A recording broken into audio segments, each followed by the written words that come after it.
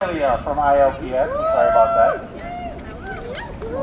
Yeah, it's a butane drill that I'm holding. Do I have to press anything? Or Yeah, is it... just press the button and Do hold it up. you mind if I film? Yeah, that's perfectly fine. Thank you. Okay, thank you. Yes. Hi, everyone. Bear with me for one moment. You can all hear me, right? Yeah. Lovely. I'm getting over a cold, so bear with me. Militant greetings. My name is Elia, and I'm representing the International League of People's Struggle, the largest anti-imperialist alliance spanning over 350 organizations from over 40 countries. We stand in solidarity with the people of Venezuela who face yet again another attack on their sovereignty by U.S. imperialism. We vehemently condemn these attacks, and we call on all peace-loving people to oppose U.S.-instigated aggression and its clear attempt at regime change.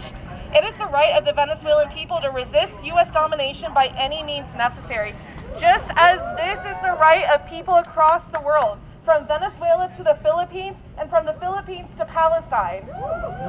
The Trump regime claims that they are targeting drug cartel operations and that the Venezuelan government is involved in so-called narco-terrorism. Yes, they are. We know this is a poorly fabricated lie, and one the U.S. has used time and time against Latin American countries to justify U.S. counter-revolutionary wars for plunder. Trump's intent is crystal clear. This is a resource grab to seize some of the largest oil reserves in the world. And while the U.S. war machine ramps up for yet another endless war on a new front in Latin America, the U.S. economy continues to plunge into crisis. This is not a coincidence. We have seen this play out time and time again as monopoly capitalism drives the economy into a deepening hole. War has been the answer to drive profits up yet again. The genocide in Gaza made U.S. war profiteers even more rich, just as war profiteers grew richer from the early 2000s wars on Iraq and Afghanistan. Even the war on Vietnam in the 60s kept corporate profits high. Yet, workers at home continue to suffer while our military kills abroad.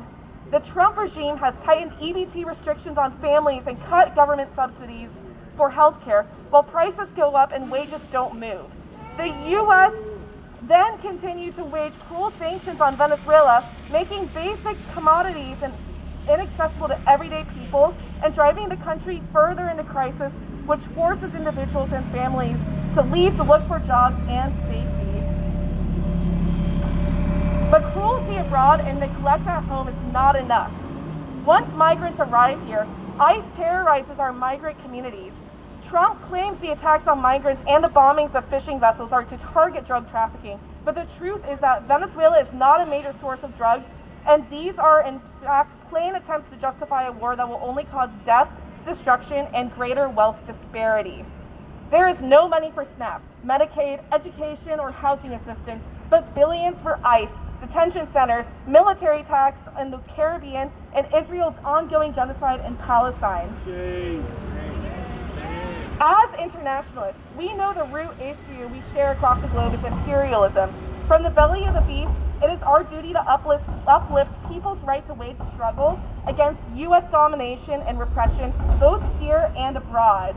As we speak, the International People's Tribunal has just found Israel, the U.S., and other backers guilty of systemically destroying the environment of Palestine and enforcing starvation on the population. One witness shared that in the bombing, some land was turned completely black, and farmlands are now sitting 10 meters below their original height because they were intentionally dug out by Zionist occupation to make the land untillable. Forums like the International People's Tribunal provide a venue to hold imperialists and genociders accountable and uplift the voice of Palestinian resistance. They show that when imperialist institutions turn on us, the people will show up in solidarity.